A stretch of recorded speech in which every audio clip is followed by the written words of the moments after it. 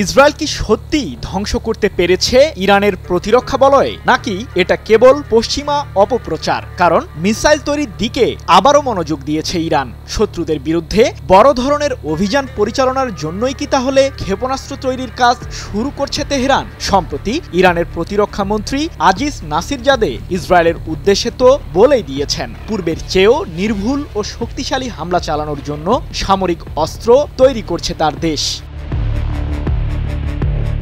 ইরানের খজির, পারচিন ও শাহরুদে পুরোদমে চলছে ক্ষেপণাস্ত্র কেন্দ্র পুনর্নির্মাণের কাজ, যেগুলোতে রয়েছে দেশটির অত্যাধুনিক ব্যালিস্টিক ক্ষেপণাস্ত্রগুলো। স্যাটেলাইট চিত্র বিশ্লেষণ করে এমন তথ্যই পেয়েছেন গবেষকরা। এ প্রসঙ্গে মার্কিন গবেষণা প্রতিষ্ঠান James Martin Center for non proliferation স্টাডিজের গবেষক স্যাম লেয়ার বলেন, সাম্প্রতিক যুদ্ধে ক্ষতিগ্রস্ত মিসাইল কেন্দ্রগুলো পুনরায় চালু করছে ইরান। 24 সেপ্টেম্বর এক প্রতিবেদনে বিষয়টি নিশ্চিত করেছে যুক্তরাজ্য ভিত্তিক সংবাদ মাধ্যম ইরান ইন্টারন্যাশনাল।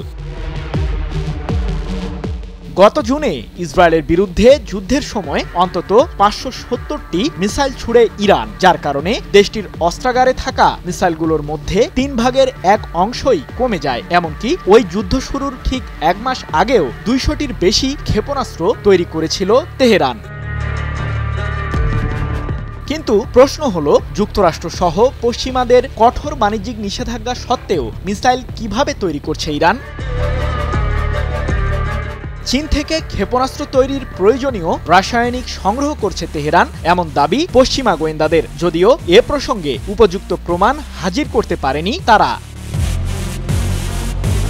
এদিকে ইরানের বিরুদ্ধে আবারও ষড়যন্ত্রের ছক প্রস্তুত করেছেন মার্কিন প্রেসিডেন্ট ডোনাল্ড ট্রাম্প। যুক্তরাষ্ট্রের নিষেধাজ্ঞা প্রত্যাহারের বিনিময়ে ইরানকে মিসাইল তৈরি নিয়ে শর্তও দিয়েছেন মার্কিন শাসক, যদিও সেই শর্ত প্রত্যাখ্যান করেছেন ইরানের জাতীয় নিরাপত্তা কাউন্সিলের প্রধান আলী লারিজানি। দেশটির ক্ষেপণাস্ত্রের হামলার ক্ষমতা 500 কিলোমিটারের নিচে নামিয়ে আনার অনুরোধ জানিয়েছেন ট্রাম্প। এ প্রসঙ্গে আলী লারিজানি বলেন, আমরা কখনোই এমন প্রস্তাব মেনে নেব না। পশ্চিমারা আলোচনার স্লোগান তোলে, কিন্তু বাস্তবে তারা ভিন্ন কিছুই চায়। ইরানের স্বার্থ নিশ্চিত করে যুক্তিসঙ্গত আলোচনার জন্য প্রস্তুত আছি। তাহলে কি ইরান আরও শক্তিশালী মিসাইল তৈরি করছে?